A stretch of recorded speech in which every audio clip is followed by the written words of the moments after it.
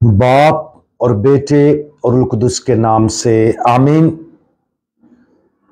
आज के इस ध्यानो ज्ञान और आज के इस कलाम से पहले मैं आप सबका दिल की अथाह गहराइयों से मशकूर हूं, जिन्होंने मेरी वालदा मोहतरमा को जब वो बीमार थी अपनी दुआओं में याद रखा।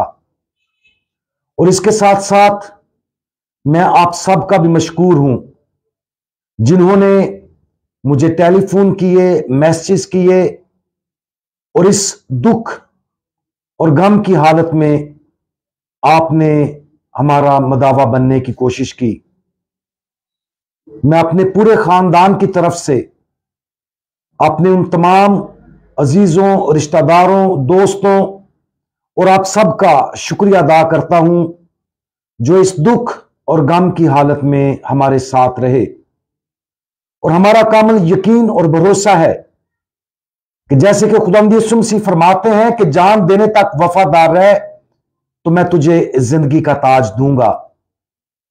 हमारा मुकम्मल यकीन, भरोसा और ईमान है कि हमारी वालदा खुदावंद यीशु मसीह पर आखिरी दम तक ईमान में वफादार रहीं और इसी ईमान के सिले में वो जिंदगी के ताज की वारिस हैं। लेकिन हम सब गुनाहगार हैं, इंसान हैं, गलतियां खताएं करते हैं।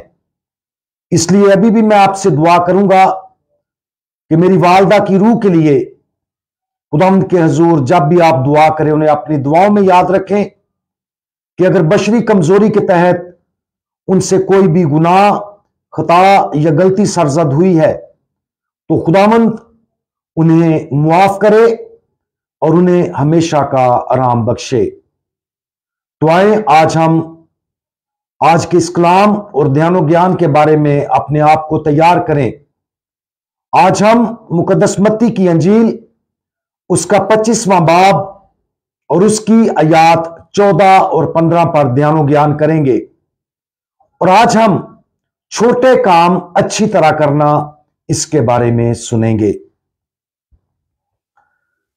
क्योंकि ये ऐसे है जैसे किसी आदमी ने एक और मुल्क को जाते वक्त गुलामों को बुलाकर अपना माल उनके सुपुर्द किया। एक को 5 कंतार दिए, दूसरे को 2, तीसरे को 1, हर एक को उसकी लियाकत के मुआफिक दिया और सफर को रवाना हुआ। बहुत से लोग इस जिंदगी में अजीम काम करने के ख्वाब देखते हैं। जो खिलाड़ी हैं वो चैंपियनशिप जीतने का ख्वाब देखते हैं। और जैसा कि आजकल हम देखते हैं कि क्रिकेट का वर्ल्ड कप चल रहा है तो हर टीम और हर खिलाड़ी इसी जुस्तजू और इसी लगन में और इसी मेहनत के साथ इस वर्ल्ड कप में हिस्सा ले रही थी कि वो ही इस वर्ल्ड कप को जीतें। कारोबार करने वाले अपने कारोबार को बढ़ाने का ख्वाब देखते हैं। फनकार और अदाकार मारूफ व मशहूर बनने का ख्वाब देखते हैं। तकरीबन हर काम जो हम करते हैं उसे बेहतरीन तरीके से सर अंजाम देने का ख्वाब देखते हैं। यह अमल कुदरती ख्वाहिशात का हिस्सा है जो खुदा ने हमें दी है। जब हमारी जिंदगी के सबसे अहम हिस्से की बात आती है तो हमें इस जिंदगी में भी सबकत और जीत हासिल करने की कोशिश करनी चाहिए। हमारी जिंदगी का सबसे अहम हिस्सा क्या है? यह वो बुलाहट है जो हमें खुदा की मर्जी की खिदमत के लिए मौसूल हुई है। लिहाजा हमें अपनी फितरी ख्वाहिश को ईमान के साथ जोड़ने की कोशिश करनी चाहिए ताकि हम उस जलाली मिशन को पूरा करने के लिए सरधड़ की बाजी लगाएं जो खुदा ने हम में से हर एक को सौंपा है। हर फितरी सलाहियत जो खुदा ने हमें अता की है उसे खुदा के जलाल और जमीन पर उसकी बादशाही को फैलाने के लिए एक तोहफा के तौर पर देखा जाना चाहिए। आज की इस तमसील में हम देखते हैं कि एक आदमी सफर पर निकला। उसने अपने हर नौकर को एक बड़ी रकम सौंपी। एक को उसने 5 कंतार, दूसरे को 2 और तीसरे को 1 कंतार सौंपा। कंतार कीमती धातुओं जैसे चांदी या सोने की पैमाइश का पैमाना था। आज के दौर में चांदी के 1 कंतार की कीमत तकरीबन 30,000 अमेरिकी डॉलर होगी। अगर हम आज के जमाने में देखें तो यह एक बहुत बड़ी रकम थी जो उनमें से हर एक के सुपुर्द की गई थी। ताहम जब आका वापस आया तो उसने इब्तदाई तोहफा में से हर एक को थोड़ी सी रकम बताई और फिर उन 2 नौकरों को बड़ी रकम देने का वादा किया जिन्होंने दिए गए कंतारों को खूब इस्तेमाल किया। इंसानी नुक्ता नजर से हमें इन कुदरती तोहफों को देखना चाहिए जो खुदा ने हमें एक बड़ी रकम के तौर पर अता किए हैं। इलाही नुक्ता नजर से हमें खुदा की तरफ से हर कुदरती तोहफा को सिर्फ आगाज के तौर पर देखना चाहिए।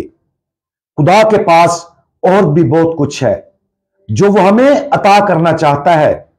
फजल की इन दौलतों को हासिल करने के लिए हमें सबसे पहले उस चीज को अच्छी तरह इस्तेमाल करना चाहिए जो हमें खुदा के जलाल और उसकी बादशाही को आगे बढ़ाने के लिए दिया गया है।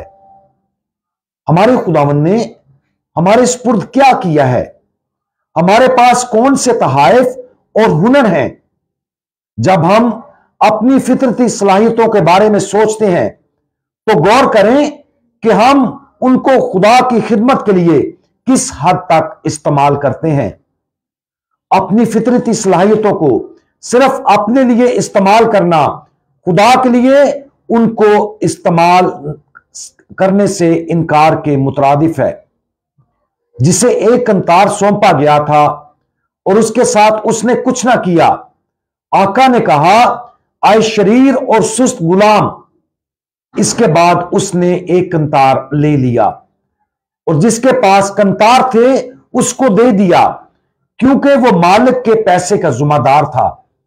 लिहाजा अपनी जिंदगियों में अगर हम अपनी फितरी सलाहियतों को खुदा की खिदमत के लिए वक्फ करने में नाकाम रहते हैं तो हम अपने पास मौजूद जो थोड़ा सा है उसे भी खो देंगे।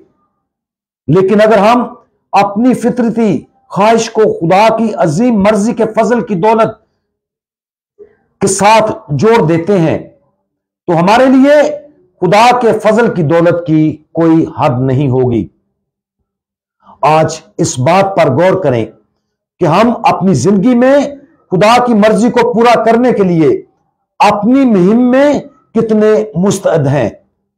अगर हमें महसूस होता है कि हम ज्यादा फर्क और तब्दीली नहीं ला सकते तो इस ख्याल को दूर करने की कोशिश करें। छोटी छोटी बातों को अच्छे तरीके से करने की कोशिश करें। अपनी रोजमर्रा की जिंदगी में अपनी मोहब्बत को कामलियत तक पहुंचाने के लिए काम करें।